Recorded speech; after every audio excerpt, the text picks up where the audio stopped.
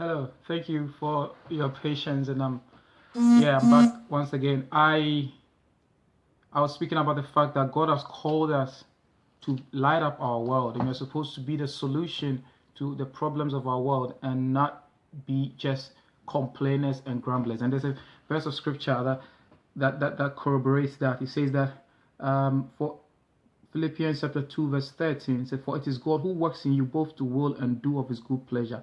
Do all things without complaining and disputing, that you may become blameless and harmless children of God, without fault in the midst of a crooked and perverse generation, among whom you shine as lights in the world, holding fast to the word of life, that you may rejoice in the day of Christ, that I have not run or labored in vain."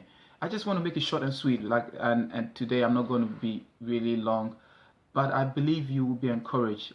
Lighten up your world is a mindset, and it's a disposition, and it's an attitude that, like I always said, you can be a professional complainer and a grumbler. Talk about what is going wrong, what is not going wrong. And I'm not saying that we don't go through stuff, we don't go through situations that bring disappointment. Trust me, we live in a real world. Even this very day, a couple of hours ago, one of those situations that you set up a goal in life, and then you want to accomplish this goal by this time and get it over with and get it behind you. I had one of those goals like that, and I wasn't able to achieve it, and I was disappointed. And a couple of hours ago, I just told myself, you cannot sit there, be disappointed, complain, and grumble. You have to just walk the talk. You see, it's easy to talk the talk. It's easy to tell people that, oh, don't sit there and grumble, don't do this. But when it comes to you, you have to get up and then be light to your world. So I'm encouraging somebody out there, a fellow believer, or somebody who wants to give their life to Christ and be a light to their world, that we live in a real world full of challenges, full of disappointment, full of issues. But one of the ways that we become harmless and blameless without fault in our world and shine bright is to do all things without complaining and disputing. I want to read it from the New Living Translation that puts in a very contemporary language that we can relate. It said, "Do everything without complaining and arguing." Another version also says that, "Do all things without murmuring and disputing." Murmuring, complaining, just crying foul every time. It's like complaining about the situation. When you are called to be light to your world, you cannot continue complaining about situation in your life.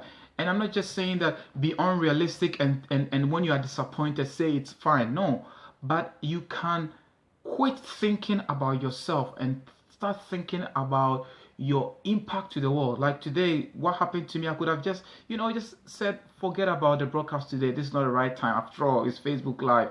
I do it when I'm available. But I told myself that I will have to practice what I preach. I will have to get up from that place of disappointment, that place of, oh wow, I really should have done this and gotten it over with, and it's not done. So I can sulk and sit down. One of the things that I found out this week practically as I spent time with God in prayer is that whenever you are in a situation where you are down, where you are disappointed, where you are very, very dejected, quit thinking about yourself, because we are all naturally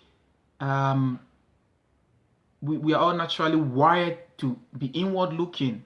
That tendency, that proclivity is there, that we are all inward looking. It's about me, it's about how I feel, it's about what is going right and what is not going right with me. But to shine and light up our world, we sometimes have to quit thinking about ourselves and now think about the world out there. There are people going through worse things that you are going through, and you as a child of God called to be light to your world. You cannot sit there and complain and dispute and murmur and talk about everything that is going wrong without providing a solution. And guess what? You are the solution. You are the solution God has given to your generation. So arise, shine, your light has come, and the glory of the Lord is risen upon you.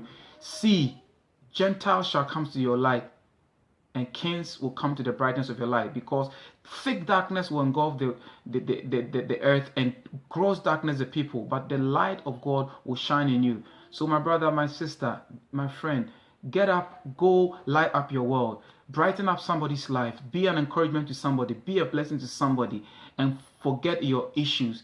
And you see that in the midst of shining, the light of God will even shine through your disappointment in your situations. God bless you, and I hope to see you